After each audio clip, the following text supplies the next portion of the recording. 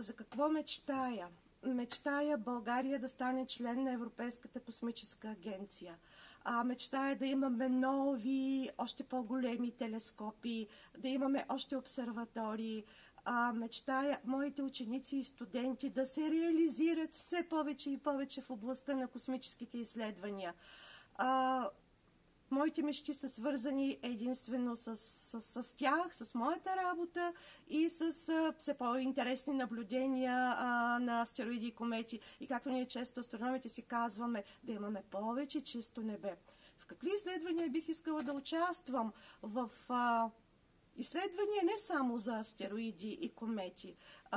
Изключително са интересни наблюденията на планети около други звезди, т.е. извън слънчевите планети, извън слънчевите системи. Аз работя по проекти за търсене на избухващи звезди, нови звезди в далечни галактики. Всяко едно астрономическо изследване е уникално, изключително интересно и много важно за развитието на човешката наука. Така че, може би бих искала да участвам в още космически мисии и на НАСА, и на Европейската космическа агенция. Каквото и да ми се предложи като наблюдение, като изследване, е винаги добре дошло и страшно интересно и го върша с удоволствие. Защото космосът е нашето бъдеще.